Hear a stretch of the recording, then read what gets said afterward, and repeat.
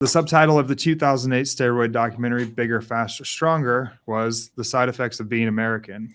In the film's footage, then Senator Joe Biden piously asserts that performance-enhancing drugs are un-American. But Captain America, arguably our nation's original juice head, serves as a reminder to say, not always. So, Rick, what were you getting at there?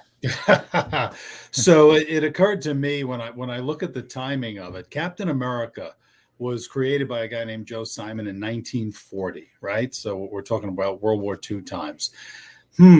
What was synthesized for the first time about 5 years before that, right? Testosterone. Yep. Testosterone was first synthesized. And if you look at this whole idea of the way Captain America was written as the comic back then, it was this whole idea of this scrawny kid, Steve Rogers from Brooklyn. He was so scrawny, he was so weak that they wouldn't even take him in the military to fight the Nazis, right? And so he becomes part of this special experiment where they give him a serum, which when injected causes him to become more and more strong and muscular and buff. And that then enables him to go fight the Nazis.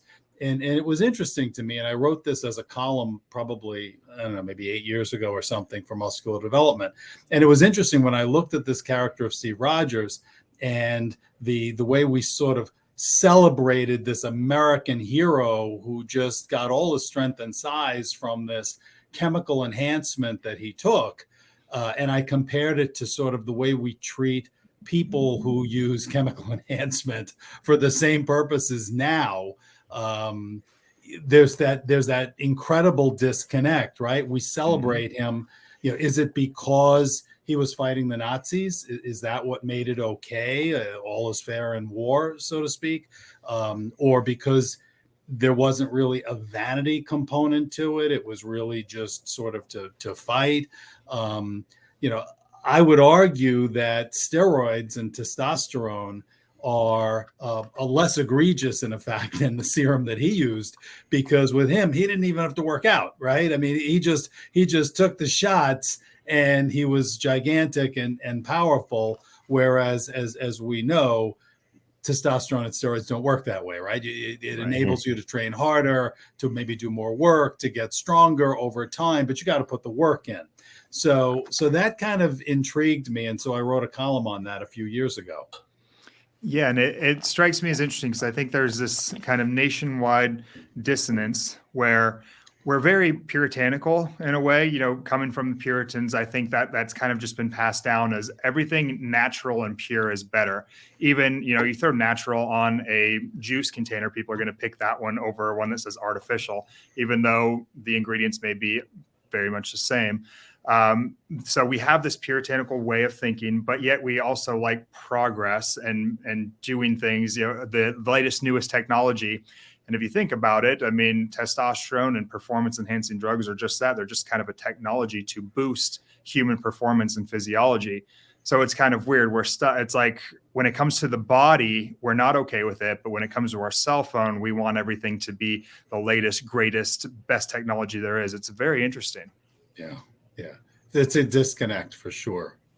Yeah. I don't know really what stimulates that, but, and also, what makes something morally okay and what doesn't? Is it just a law that you do? And right. I think you alluded to previously, things just because there's a law doesn't necessarily mean that it's morally okay or just or not. Right. Right. And things, and I think we've talked about this before too, is the idea that there's certain body enhancements that are perfectly acceptable now, right? I mean, you look and lots of people are getting lip fillers and Botox and, even liposuction and breast augmentation. And there's all of these either dermatological or cosmetic or surgical procedures that are being used for appearance sake and nothing more, right? And right. We don't seem to condemn any of them. And in fact, I think you'd be canceled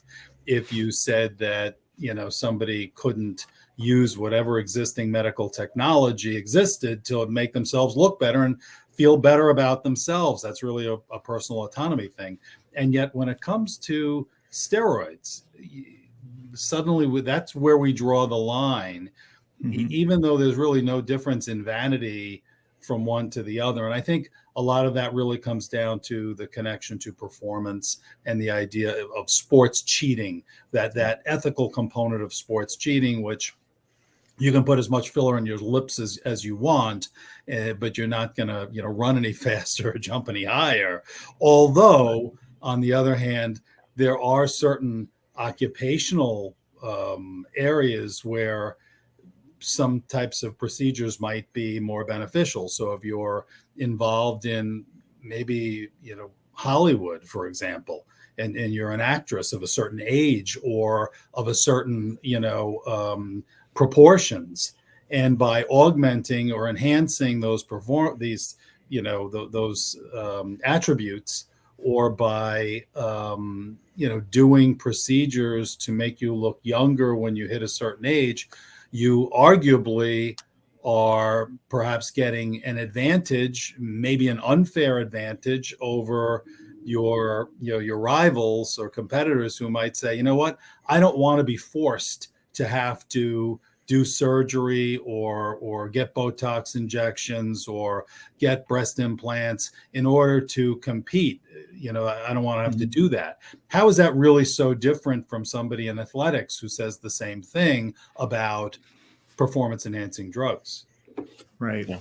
And where do we draw the line is what I wonder too, because we can think of few performance enhancing drugs, caffeine, creatine, these things, I think for the vast majority of people would say those are totally fine. There's no issue. But if you look at the statistics, they're performance enhancing drugs. You give somebody caffeine before a bench press, their bench press goes up. Right. And creatine, same thing. People run faster. People have more muscular endurance. So they are performance enhancers.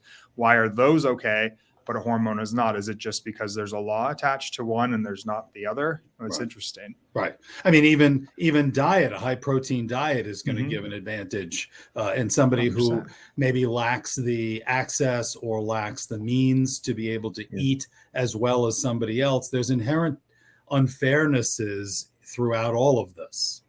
My thoughts exactly. My thoughts were it was funny. It was Joe Biden's comment that you put on there. I think he could probably use some of that secret serum at this point in time, or serum, to stay upright. Some of it, Yes. Well, it's interesting because Joe Biden, as you guys know, Joe Biden was one of the crusaders that was anti-steroid, anti-anabolics, and was really pushing for testosterone and anabolic steroids to become controlled substances. And there was this quote back from somewhere in the late 80s on camera that I remember seeing, where he's saying steroids are un-American, which, well, wait a minute. Haven't you met Captain America? Come on.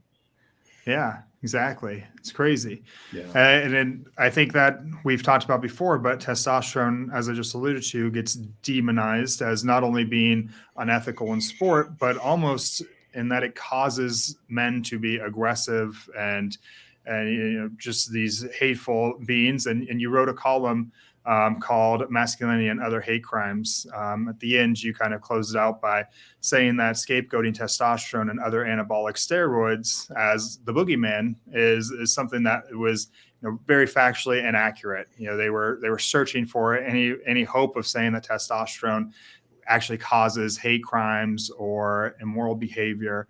Maybe you could touch on that a little bit. Yeah. So, testosterone has kind of been linked to all bad behavior since I think it was Alan Alda, who was the star of MASH back in the 70s, who first coined the term testosterone poisoning, and this idea that, men have too much testosterone and that's what results in war, infidelity, bullying. Every bad habit is kind of linked to testosterone and by relationship to masculinity, right? I mean, all of that is kind of linked together. And I think that's still kind of a narrative that a lot of people buy into, that higher testosterone means more aggression, means, more bad behavior. and testosterone is an interesting hormone, right? And there's been a lot of studies on it with respect to aggression.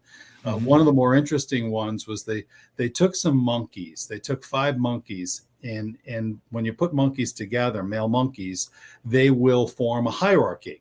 And so quickly, there's a pecking order. There's the first, second, third, fourth, and fifth monkeys in terms of who's in charge, who's at the top of the heap, and who's at the bottom. And what they did was they allowed these monkeys to form their hierarchy, and then they took the middle monkey, the third monkey, and they injected him with a ton of testosterone to really jack up this monkey to see what would happen. And they put him back in with the other monkeys.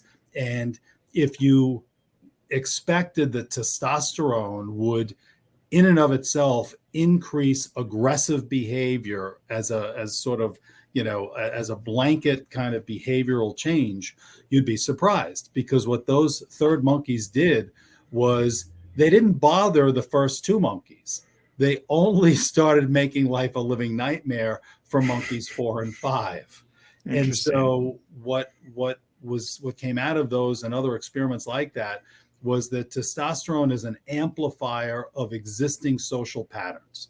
So it reinforces hierarchical behavior, so that if you know that monkeys 1 and 2 are above you, okay, you're now going to reaffirm your status. And testosterone is really about status, and it's about, dominance is part of status. Sometimes aggression is part of status, especially in some animals, but not always.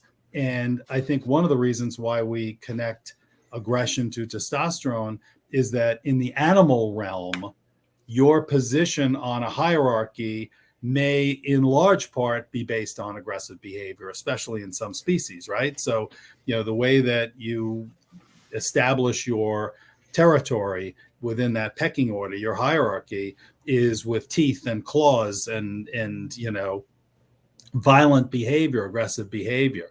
But we have some other options, right? As civilized organisms, we have some other options, So if I want to, become the dominant member of my club or in my boardroom or at my university, I'm not going to go in and start biting the other professors, right? There are other ways that I can establish my status. It's so that status-seeking behavior, that prestige-seeking behavior, is really what testosterone is the driver of.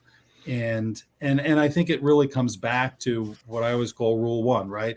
What is the rule 1 of all of us, all 3 of us and everybody who's watching this now? Rule 1 of every living organism is to pass the genes forward, to pass my genetic material forward to survive. It's not even me as an individual that nature cares about. That's why we get old, our teeth fall out, we age, we get weaker, we lose muscle. Once we're past breeding age, nature doesn't really care about us anymore, right? All nature cares about is the moving forward, the propagation, the forward passing of our genetic material. And that's what we're programmed for through nature. So that's why we have kids. That's why we raise kids. That's why we move it forward. That's why we're programmed. If we're on a boat and it's Adam, it's you or the kids, and you're going to save the kids because their genes are fresher. They're going to move forward better. That's a better use of the genetic material. That decision is the wiser choice. And so that's why we're programmed that way. And so for men and women, there are some differences, at least in those who are biological males and biological females, in terms of how we are programmed and how nature wants us to move forward by passing those genes forward. Obviously, for women, the child, bearing, child raising term is longer. For men, it's a much shorter commitment. And so that's why you see things like the Coolidge effect in men, which you guys probably know what it is, and that is that a male is going to be sexually receptive after fertilization of a female to another, a strange female, not the same one, more quickly than the same one. Why? Because for males, the best chance of passing forward that genetic material is to have as many partners as possible. That's the drive. And that doesn't mean that behavior in a civilized society is good behavior. And obviously we've evolved in ways that hopefully that behavior can be controlled. But there are differences in what Rule 1 drives men to do, biological men and women. It's interesting. Your talk about testosterone and its effects on hierarchy and status intrigues me, because I'm very interested in the idea of society and its role in our declining testosterone levels.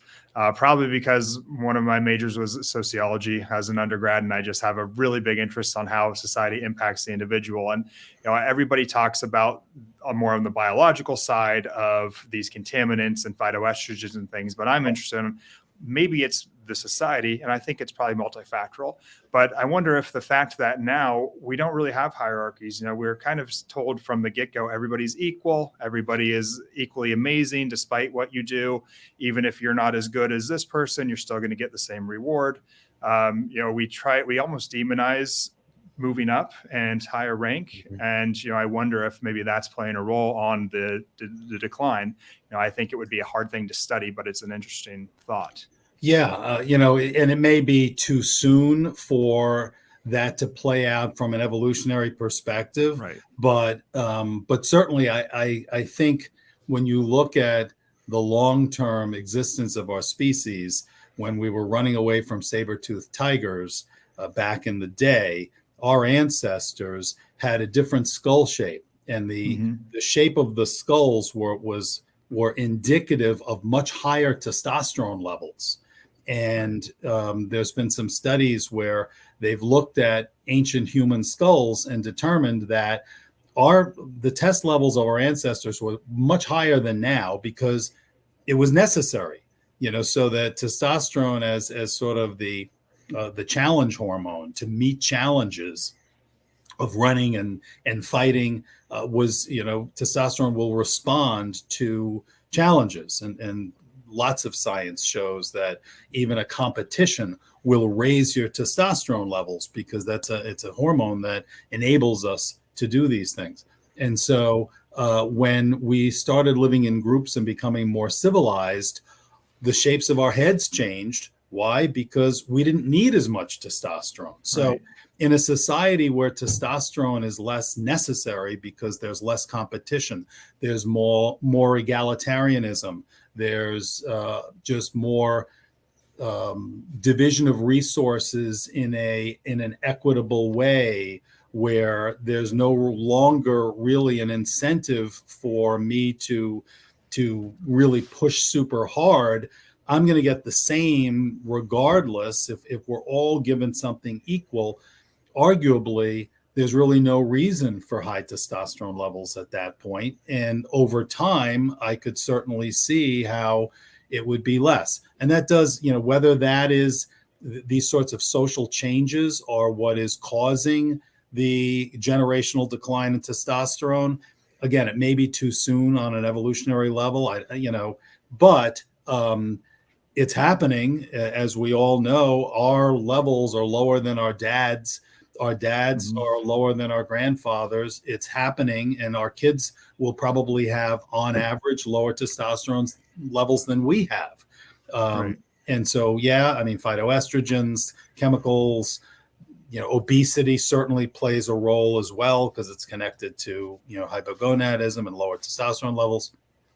But I'm intrigued by that as well, Adam. And I've written about it, and I've lectured about sort of the implications of a more egalitarian society over time on testosterone levels and by relation masculinity and sort of the more traditional gender norms and division of masculine versus feminine. At what point does does that sort of erode more and more into a more non-binary species, which there are certainly those who are in favor of today. Right. Yeah, I think, if you wanted to go down the conspiracy rabbit hole, Josh and I have had the conversation of, lowering testosterone in people, elevating serotonin in people, which we have a good amount of data now showing that serotonin makes people more receptive to punishment and less willing to, kind of excel on their own. Same with, lower levels of testosterone. You're more willing to be controlled. I'm not saying that I'm buying the whole conspiracy, but it's interesting. It's an interesting thought for sure that potentially, whether it was by design or if it's just happening, it certainly leads to a more controllable group of people, it seems. Yes. Yeah. No doubt. There's a lot of, just because you're paranoid doesn't mean they're not out to get you, right? True. Yeah. It's interesting. It's just an interesting thought for sure. And like I said, it may not be anything that's being planned, but I think that it was potentially going to lead us to that, where somebody could take advantage of it due to weaker males in a society, males who have less physical strength and less, moral fiber to push back, less likely to resist authority, I guess, are certainly much more easily controlled. Yeah, that's my thoughts. Interesting. And so we talked about the testosterone and aggression. You quoted an article in one of your articles. What was it? Combining people who had high levels of testosterone versus those who were given high levels, superphysical or more exogenous levels. Can you comment on that a little bit, the difference there? So I think that's referring to, I did a column a few years ago on what's called the trolley problem. And the trolley problem is a favorite of psychologists. It's a moral dilemma, right? So, you're in control of this trolley that's coming down the tracks. And left undisturbed, the trolley's going to kill 5 people. Now, you can reroute that trolley manually so that it'll kill 1 person and save those 5. Do you do it? Right? So that's a moral dilemma. And so some people choose, the more utilitarian choice, which is better 1 dies than 5, but that actually requires the blood on your hands, which is, ethically much more troubling. And they assumed they took 100 subjects, gave testosterone, gave 100 placebo, and their assumption was that with the testosterone there would be greater likelihood of the more utilitarian decision where I'm pushing that lever and I'm killing that 1 person. And they didn't find that. They found a higher sensitivity to the moral dilemma by the people who were given the testosterone. But what they did find was that those who had a very high naturally occurring, the ones with the highest levels to begin with, were more likely to make the utilitarian choice, even when given the supplemental testosterone. So, and I think the takeaway from that is that, again, testosterone is not sort of a cause and effect. You can't just say this is what it does. There's a matrix of factors that go into it. It's multifactorial, and part of it is the actual testosterone, but part of it is pre-existing mental conditions and pre-existing factors within the individual that it may be that people who have naturally high testosterone levels, as opposed to just getting a shot of it, have different profiles and different standards and thoughts about things than people who have naturally low testosterone levels.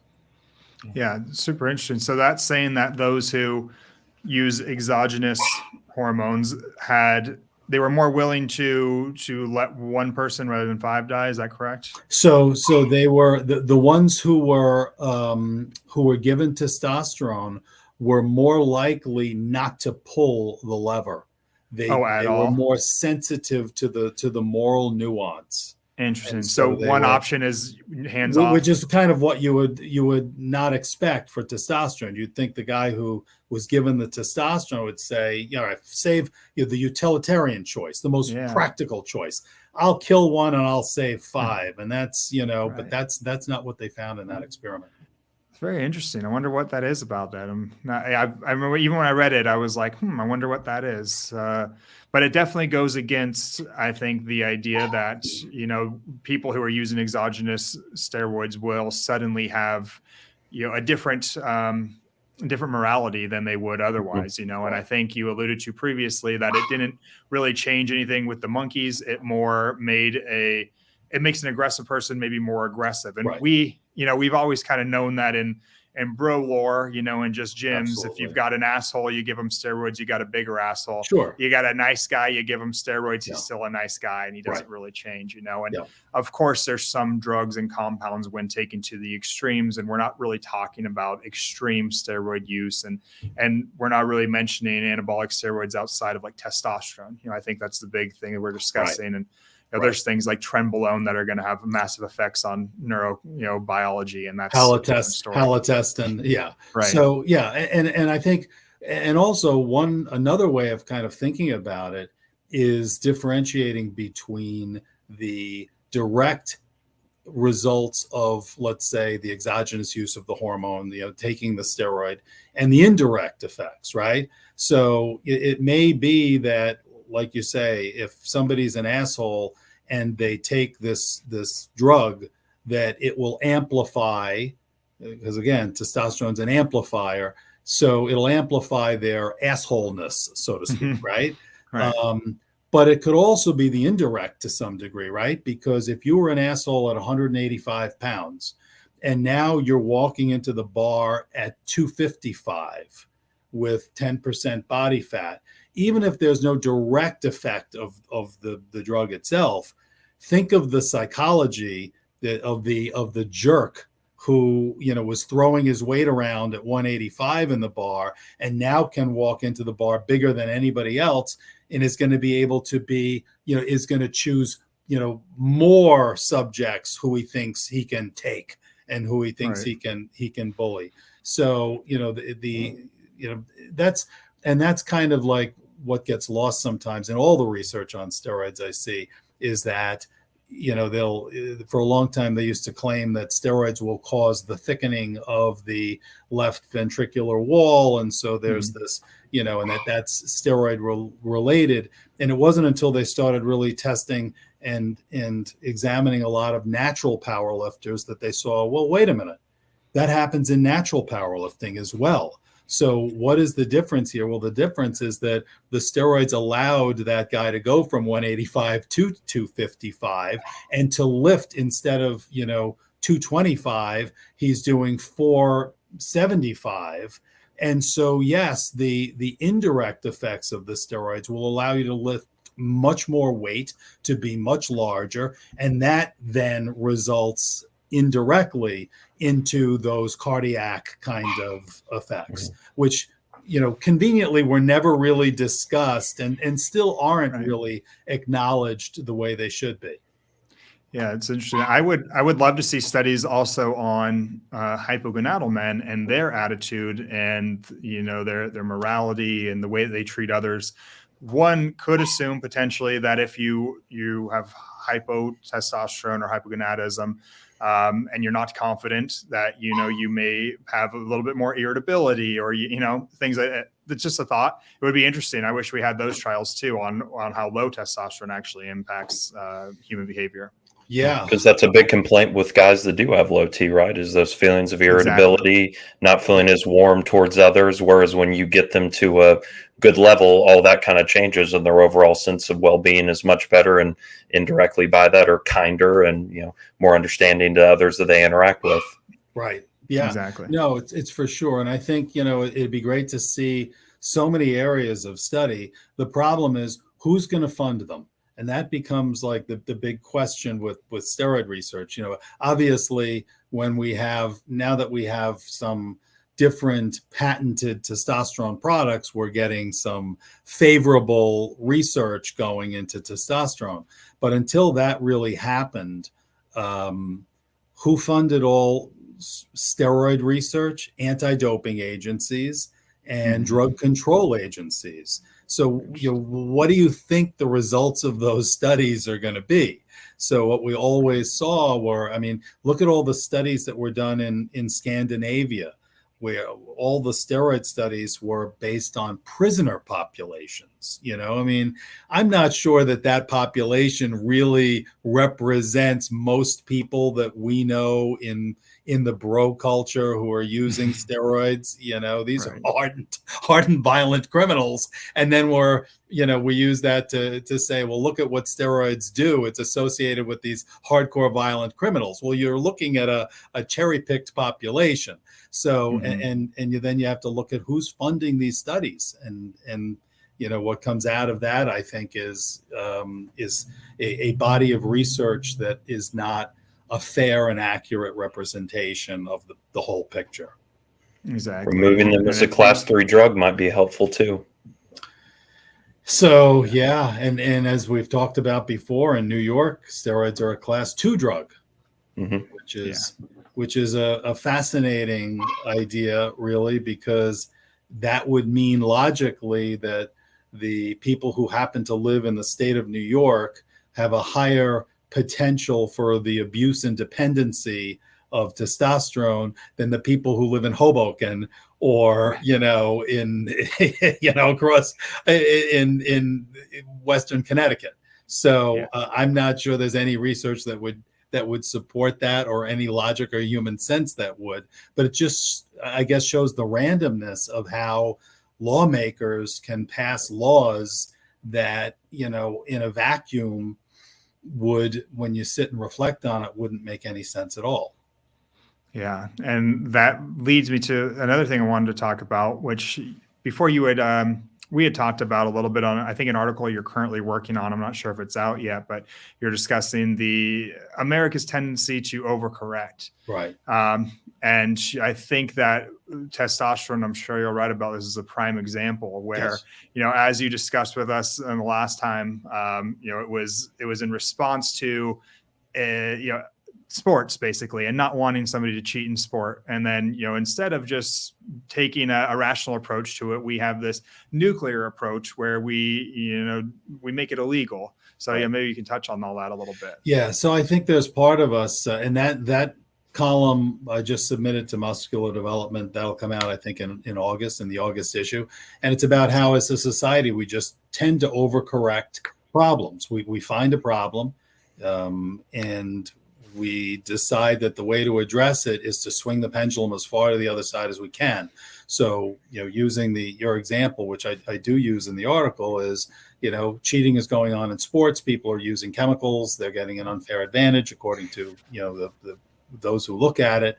And so we then pass a law that criminalizes it for everybody, whether you're in sports or not in sports. And the great irony, of course, is that the vast majority of people who have been impacted by that law had nothing to do with sports. You could name on 5 fingers how many major elite level athletes were prosecuted and imprisoned for a steroid related offense. So for steroids directly, certainly. But lots of gym bros and others have been, arrested and dispossessed of their employment and housing. I mean, just horrific, all the consequences, collateral consequences that come from a criminal prosecution. So again, we overcorrect. And we do it on both sides, from a partisan standpoint. Just another example is back in the 70s, there used to be all these state psychiatric facilities where if you were nuts, that's where you went, and you were in a safe, secure environment. The problem was some of these places were houses of horror, and abuse was going on, and it was terrible.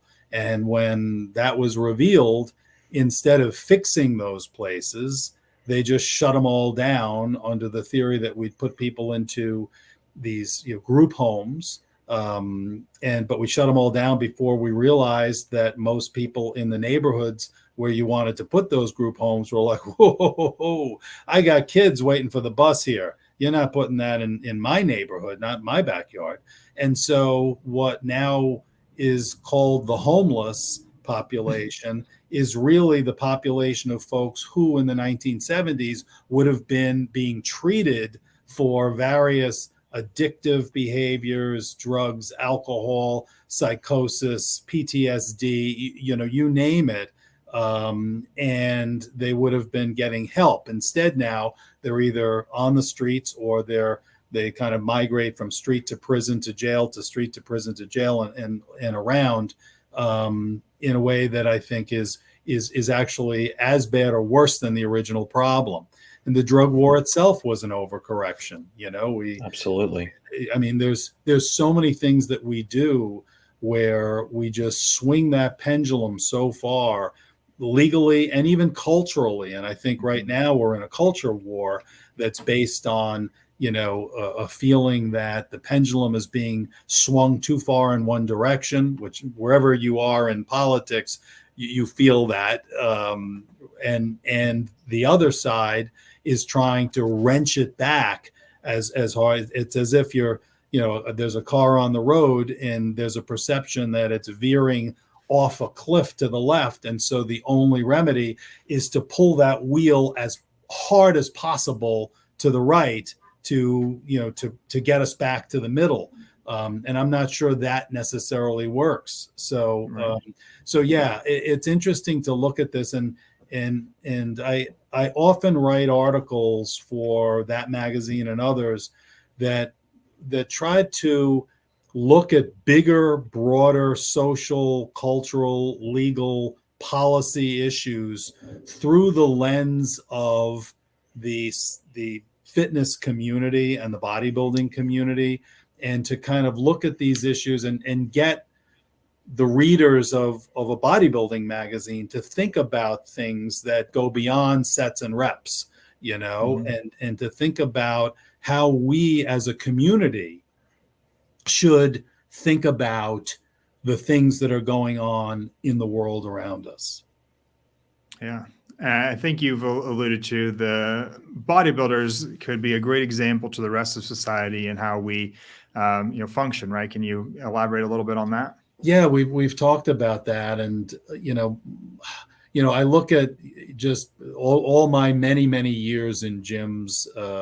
I've been at the gym I'm at. Shout out to Bev Francis here in Long Island, New York. But I've trained at many gyms through the years, and my experience is that bodybuilders don't think in terms of ethnicity and race and even gender in the same way that other populations do.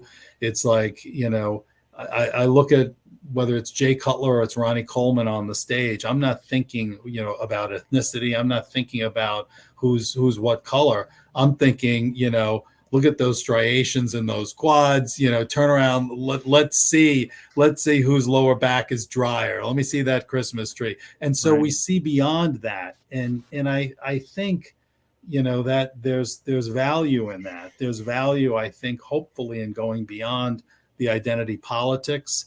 And I understand there's a strong push for it today, and it's the prevailing narrative. But I also recognize that we all ultimately have to live together. And celebrating our differences only gets us so far. At some point, we also have to celebrate what ties us together. What diversity is great, but what about the unity of all of us? What is our common ground? What is our commonality as a country, as Americans, or even as humans on a global scale? And so I think we've kind of gotten away from that, and we've gone in a place where we're only looking at, siloing ourselves into different compartments and identities in a way that I hope we're all bigger than just, any particular defining characteristic, of our phenotype. I would hope that we're all complicated enough that, we may look alike in some ways, but that doesn't necessarily mean that we're not diverse in other ways. And we may have other views and differences of experience and socioeconomics and background and education and, mindset that, I think we also need to recognize. So, I think that bodybuilding has gone beyond some of that stuff. And I think that's good. I have friends in the gym, if you need a spot on the bench, it doesn't really matter, if it's a woman and she's strong enough, that's great. I had a female training partner for a number of years, and if you can hang, you can hang, it doesn't matter really. I was just at the International Society of Sports Nutrition Conference, and I saw an old training partner of mine, Mike Ashley. You may remember Mike from back in the day. And, Mike had just been in the military when he came back to the gym that I was training at, Valencia Health Club, which is where I competed when I competed in bodybuilding. And I remember training with Mike and with a female who was training there at the time, who was tough as nails and, wouldn't surrender rep for rep. And it was great, and nobody thought about identity or any of that stuff at that time. Yeah, exactly. I think sport is good at that in a lot of ways, especially like when I was big in CrossFit. The women were definitely, we were competed side by side. But sometimes they would change some things like the weight or the height of the bar. Right. The height differences are there. But yeah, it was crazy. There was women, like the professional CrossFit women are so much stronger than me. It's insane, and we don't even really think about it. You go train with them and there's no thought, and same on race. It's like, well, as you talk about with bodybuilders, they're not even thinking about these things that are stereotypes, like, oh, well, that black guy's supposed to have smaller calves, so we're going to judge him a little less on his calves. Like, no, he's getting put up against all the other standards, and so no stereotypes come into judging or anything. You're very right. I think it's an interesting thought. And then, what was the other thing I was going to bring up after that? Man, I forgot. What do you got, Josh? It's just weird to think. I was just going to say it's weird to think that the meatheads would be the ones that would have the, community aspects that others could learn from, right? Because it is kind of, I feel like, a demonized community at times, and just weird that we could, I guess, the world, the way it stands now, could learn from that a little bit. And I don't know. I feel like, I totally agree with you, Rick, on the overcorrection of just a lot of the ways that we've handled the issue, the war on drugs, the way identity politics is now. But I feel like there's an undercurrent of people that are really sick of it to a certain degree, of like, hey, let's just get back to being American in a community and caring and loving on those around you, still celebrating them for what makes them unique. So I just hope that continues to change as we go on, and that undercurrent continues to grow. And maybe the next few years will show us that. I hope so too. I don't know if you guys, on another topic, I don't know if you guys saw that there's a new show, a docu-series on Hulu called The Age of Influence. And it is 5 episodes. It's on Hulu. It's streaming now. It's about. I only watched one episode. It had some cool lawyer on there. I don't know. Yeah, there you go. Yeah. Don't listen to that guy. This guy's on it. This guy's on it. It was. So I'm on episode 4, which is the episode about steroids. And each of the episodes is about a different social media influencer. It's why it's called The Age of Influence. And it's kind of the dark side of social media, the dark side of influence, influencers influencing bad behavior or engaging in bad behavior. And so I had a case a few years ago up in Boston involving a guy who was involved in sort of selling steroids and through the internet, through social media. And it was a big case. It was got some attention. And I wrote an article about it, a column for Muscular Development. That kind of got picked up. There was some interest in it. And so the folks at Hulu and ABC News reached out to me to say, hey, we'd like to cover this story in this new series that we want to do. And so So I spoke to the client, whose name is Tyler, and we were down with it. And so the episode it's a great episode. I highly recommend it to people. They did a great job with it. And I was really happy about it. But basically, it's in a nutshell, it's a story about a young kid from Boston who grew up in a underprivileged kind of way, with a lot of really bad factors around him and no real guidance, and was living on people's couches with his mother at some time. So a very rags to starting kind of story, and racked up a juvenile record of a number of offenses. When he was 18, a judge put him in prison for 5 to 7 years for selling cocaine, which to me, seems like, a judge who's not really getting it, because this is a kid who had no real guidance, no father figure in his life, no real supervision that he needed. To put somebody at 18 years old away for 5 to 7 years, he's not going to come out better. He's not away forever. He's going to come out and he's going to learn a lot of bad things and meet a lot of bad people, right? Mm-hmm. I think he needed help, he needed guidance, he needed direction. That didn't happen. He came out, he met some people there, and came out and began to reinvent himself through steroids. And this previously shy, introverted kid became this muscle monster, dedicated to being 320 pounds of shredded beef, and so called himself Musclehead 320. And this was sort of an avatar that he created for himself. A fictionalized, purely fictional character, who was just over the top, was taking needles and injecting them in his shoulders, had a sandwich. He opened it up and it was bottles of Trenbolone, so he called it a Trenbolone sandwich. And so all these like funny kind of bits that he started to do as this character, and the character became so popular that at some point he had 2.7 million hits, views on YouTube for these videos. And so he exploded, and entrepreneurial spirit took over, and he connected with a steroid dealer.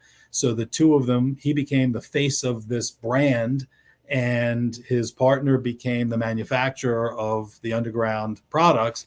And so this kid who grew up in not a very good situation became a rags to riches story. He's driving a Lamborghini. He's living in a mansion. This is like, every drug kingpin, story you've heard, but on steroids, literally. And so it's a great story. Of course, it ends with everything crashing down, which is how I got involved as a criminal defense lawyer. It's a great story. It says a lot about steroids, but it also says a lot about social media, and even the kind of confluence between steroids and social media being a place that's obsessed with how we look, right? It's a place where vanity is dominant. People are, how many people are posting filtered selfies, or taking 30 pictures to pick the one to go on. Nobody's, filming themselves or putting up a selfie when they're mopping the floor. It's, yay, I'm on a boat, right? So, we're creating these facades of these avatars of who we want to be. Musclehead 320 was Tyler's avatar for who he was. And steroids are sort of just the ultimate, filter for creating this illusion of being literally bigger than you really are.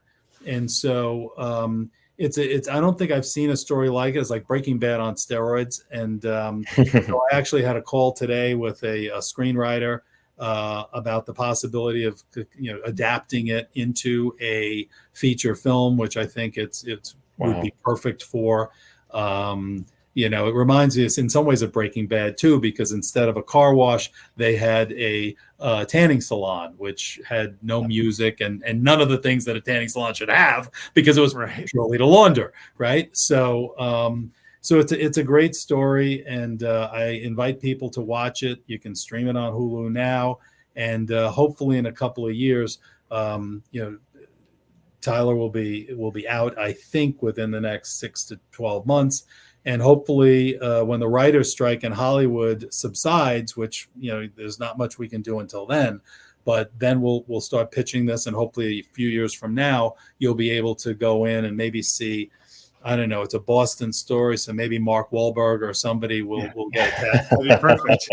I think it would be perfect. I think he would love it. It's just it's got him written all over it. So he's already done Pain and Gain, so it'd be perfect. And this I think is a better story. With Yeah. all due respect to Pain and Gain.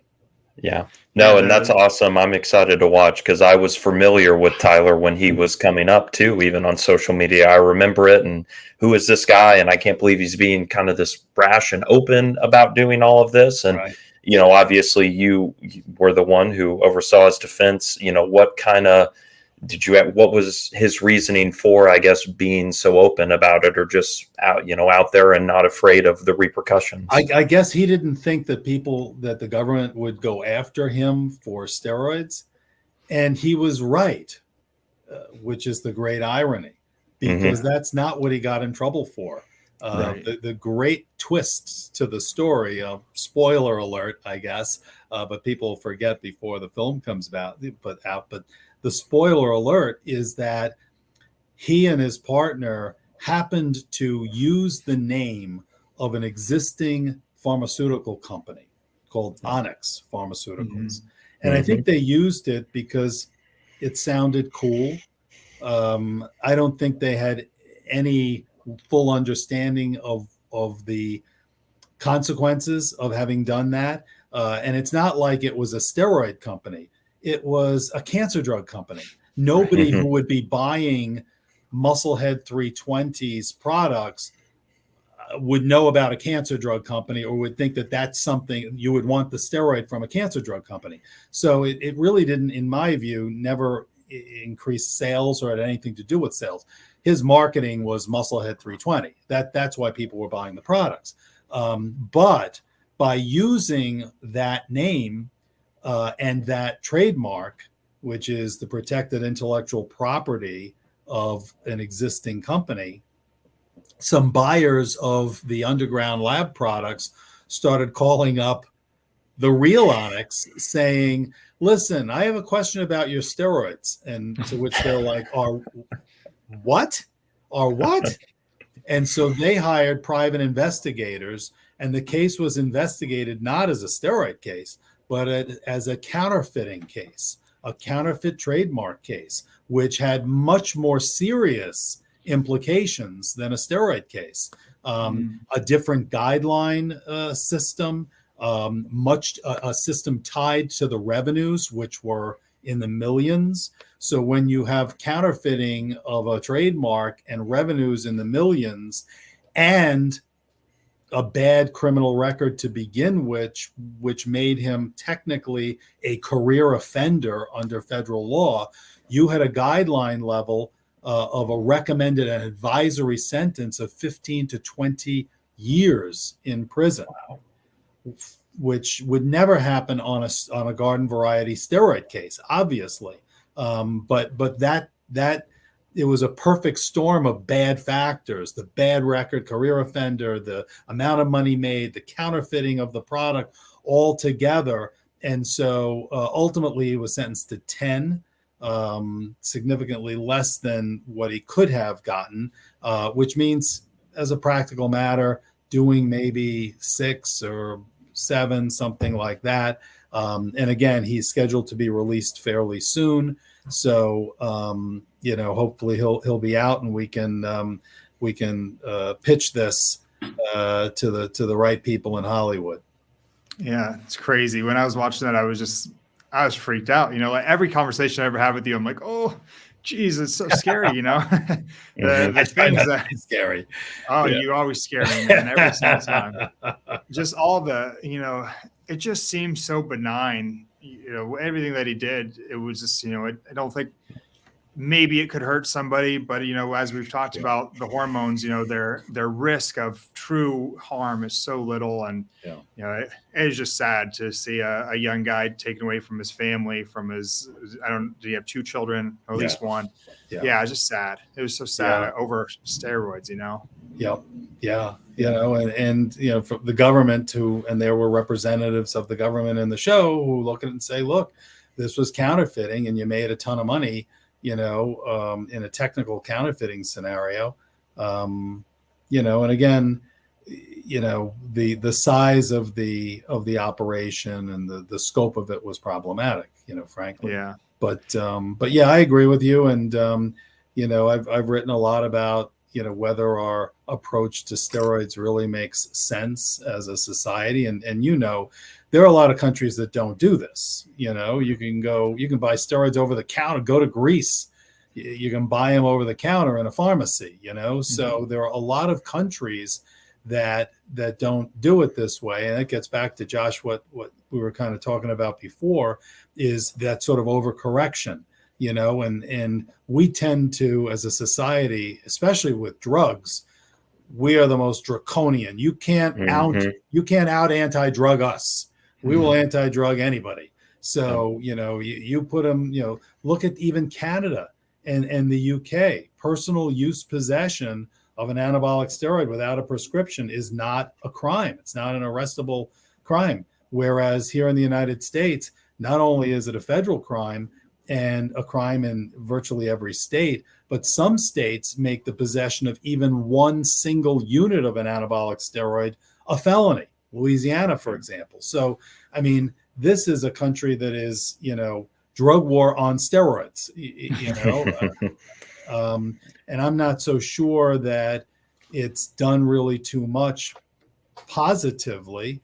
I think it hasn't protected kids. There's a black market that exploded when the Steroid Control Act went into effect, and it hasn't kept it out of sports. We've had, lots of scandals since 1990 with virtually every major league sport having a steroid scandal. So it didn't do that.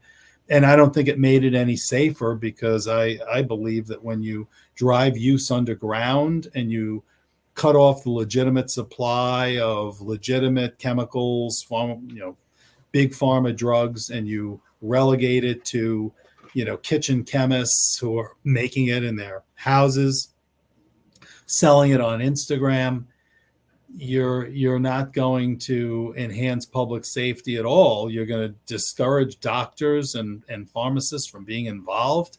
And ultimately, people will be more likely to hurt themselves. And from an economic standpoint, too, it seems to be highly expensive to investigate, to try to imprison somebody off of these things, when actually maybe if they were legal, we could make some money on taxes or something, We're doing that with marijuana at the state level, certainly, but and I think we talked about last time a little about that. There is a push to decriminalize testosterone by, interestingly, the trans community that is looking at the stigma for people assigned female at birth who are looking to transition to, a male or more masculine phenotype or identity. That those people have problems with access, that it's, in some way stigmatizing for them. And so for that reason, they're trying to maybe bring testosterone down to Schedule 5 or to deschedule it completely. Whether that would have a spillover effect for the rest, the non-trans community, that would remain to be seen. Let's hope we overcorrect in our favor for once. I'm hoping I see it in GNC. I wouldn't hold your breath on that one, Adam. That I don't think, but well, that's fun. Well, Rick, it's been a lot of fun. I'm glad that we got to pick your brain on some non-legal stuff and more of the philosophical and sociological stuff, because you have a lot of really interesting insight on things. all of these articles that we referenced are in Muscle Development, right? Are they searchable on Google? Yes, I think they should be. And certainly if you go to the musculardevelopment.com website, a lot of them should be up there. Most of them are archived there. If you go to my Instagram page at Rick Collins ESQ and go to my bio, there'll be links to at least some of them. So you should be able to find them there. And I certainly invite anybody who's watching to follow me. I try to keep things topical and newsworthy, and to post a lot of good stuff. And so I appreciate you having me on the show. And this was fun, both of you guys. Yeah, it's great. I think you're going to be a recurring guest, I hope. Thank you. This was a great conversation. I think I enjoy talking to like minds. Yes. We need to see that flex off between you and Allie, though, Rick. I saw that on Instagram too. Yeah, Maybe that's going to be at the Silverback Summit. I'm waiting to see. Yeah, she's hilarious, right? She is. So yeah, shout out to Allie, and hopefully we'll meet in person and have some fun there. Yeah, Absolutely. Second plug for her today, because we filmed another podcast with another one of her guests, with Dave Lee earlier. And so, yeah, all of us are going to be there. You guys, if you can make it, it's in Austin in November. Yep. I'll put the dates in the description below, but all three of us will be there in person. We'd love to see you guys there. Great. Thanks, guys. Of course. We'll see you soon. later. All right.